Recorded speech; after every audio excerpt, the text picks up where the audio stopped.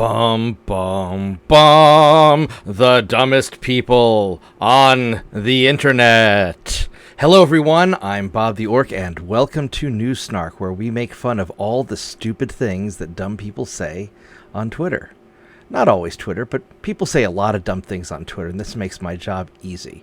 Tonight, we are going to talk about gun grabbers, illegals, and big government, and how it all ties in together. So, our first contestant is... Daman.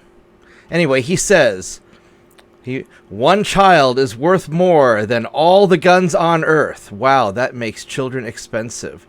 And so I reply, if this is true, this makes guns a very cost-effective investment compared to getting your girlfriend pregnant.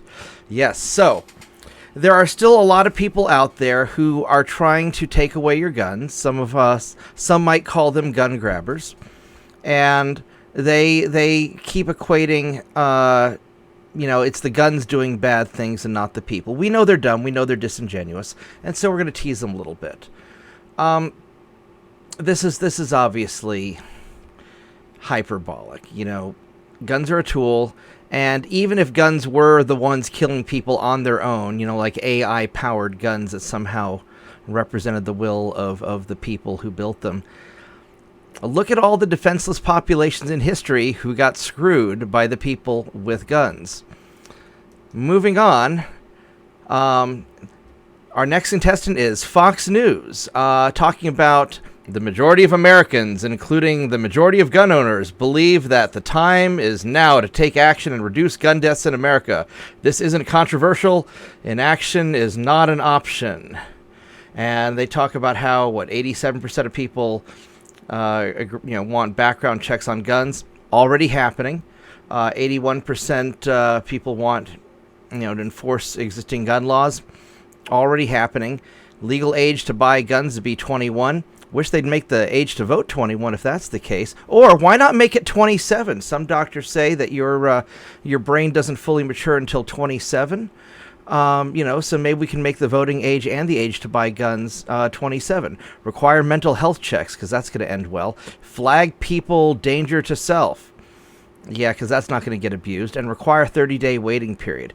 So, first off, I'm going to point out the fact that the Second Amendment has that whole shall not be infringed thing that people like to always ignore.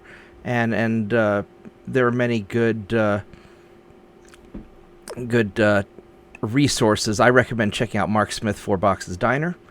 But let's look at the actual numbers here, because if we look at this 87%, 81%, first off, in America, as divided as it is, it's hard to get more than 60 or 70% of people to agree on anything. We know that polling has been vastly inaccurate in recent years, because most people don't want to say what they think. And there are roughly 100 million gun owners in America, and I would say the vast majority of them are probably leaning to the right. And so that's, about a third of the country, something like that. So it's unlikely that most gun owners agree with all of this stuff. Just in my experience, I think that the numbers tend to be fudged a little bit. But why is there constantly a bombardment to try and take away American guns? Because we know that law-abiding citizens, legal gun owners, commit practically none of the crimes. Most of the gun statistics are suicide. If you ignore the suicide, most of the gun violence are committed by criminals against other criminals and using guns that were acquired illegally. The majority of lawful gun owners use their guns in self-defense. And if a lawful gun owner shoots a criminal, are you really that upset about it? I mean, let's be real. And so a very small percentage is lawful gun owners doing bad things. I don't trust this poll. I think it's likely false.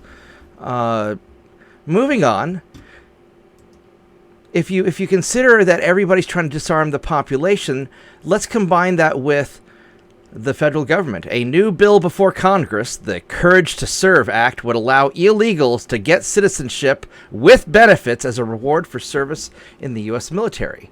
2024 is on track to be the U.S. military's worst recruiting year since World War II. Instead of fixing the institutional rot that is pushing young Americans away from military service, our leaders want to replace them with hired foreign guns. Ed Lattimore correctly states that, I feel like this won't end well. No, it will not end well. So let's think about this a little bit. Congress has less than a 20% approval rating. Congress has been vastly unpopular for the majority of my adult life. I can't remember any time in my memory that Congress has been more popular than tobacco executives. And recently, for some reason, patriotic Americans don't want to fight for a government they don't trust. I wonder why that is. How likely is it that the government is going to use illegals to do things that citizens won't approve of, or use them against us? And Ed, of course, says yes. So let's think about this. You have a push to disarm the American population, and we all know that a disarmed population almost always results in bad things happening to the people. You know, every historic genocide in modern history has taken place against a disarmed population. The Nazis disarmed the Jews before they murdered them all. The communists disarmed the Russians before they murdered, lots of people. Seems to be kind of a trend. Mao disarmed the Chinese before he took over the country and murdered a lot of people. This seems to be a common trend around the world. And a lot of times, the armed American population is what keeps our government largely in check. Let's be real. Whenever the government is wanting to do naughty things, and let's face it, they're politicians, they often want to do naughty things, they have to consider, we really don't want a revolution, because in France, where the population's disarmed, all the government has to worry about is having a truckload of poop dumped in their office. I mean, French, that's pretty based. But in America, the government has to worry about a lot more. And I'm not advocating for revolution, because revolution is awful. Civil war is awful. It would be the worst thing ever. So everybody needs to stay peaceful. However, there does seem to be a common trend of power-hungry authoritarians trying to expand their power. And a lot of times, they use hired mercenaries.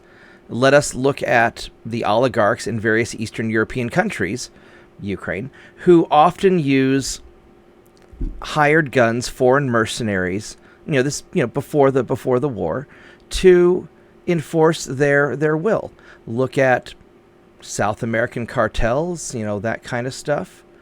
There's a lot of bad stuff that happens. There's no and in serving your country. I don't want to click on that. There's a funny reply that of course is very inappropriate. Dennis here replies with showing pictures of MS-13. We're not animals, we're future Democrat voters. That's hilarious. Here's the thing, guys. It's not just the Democrats. It's actually the Republicans pushing this bill too, because they're just as power hungry as the Democrats are. I don't trust any of these guys. And they're going to take away your rights, or at least they're going to try and limit them, and then they're going to try and enforce their power through foreigners. This is what the Roman Empire did shortly before the collapse. They had all these foreign barbarians enrolled in the Roman legions, and look how that ended up. The foreigners ended up taking over. Not that I have anything particularly against foreigners, but I don't think we should be having a bunch of illegals armed as soldiers run by a political class of people that nobody likes. So what's the solution? Well, the red-headed libertarian posts something very interesting. It took Libertarian President Javier Milei 9.5 weeks to balance the budget and create a surplus. 9.5 weeks. Argentina sees the first monthly budget surplus in 12 years. Here he is with his awesome hair. Move over, Boris Johnson. This guy's got you beat for craziest hair of any political statesman. So let's think about what actually happened. Javier went in and he just started axing entire government departments and got rid of a lot of this stuff. And if you pull all this power and money out of the government, not only do you start having a budget surplus, but they can't pull as much crap. So this is the trend that I'm seeing. I think that the people in charge, I call them the ruling elite. I don't have any specific person in mind. It's not a Democrat thing or a Republican thing. It's just this group of people that we all kind of know works together, or at least has common interest. They want you subservient. Look at all this World Economic Forum stuff. They want you in your pods eating your bugs. You will own nothing and be happy. Well, no, probably not. Obviously people don't want that stuff. So they want to disarm you. They want to have a bunch of hired guns to enforce their will. And the obvious solution is to toss most of this stuff out. Anyway, I hope you liked it. This time I decided to go poke through several posts on Twitter. I found all this stuff. I do my research while I'm pooping on the toilet, because that's about how much I respect the people posting dumb stuff in our government and all these insane people. I'd like to thank our various contributors who probably don't know that I exist, but who correctly posted all these hilarious things that people are doing. And we'll have fun making fun of these guys. So I hope everybody enjoys this. And I will see everybody next time. Goodbye.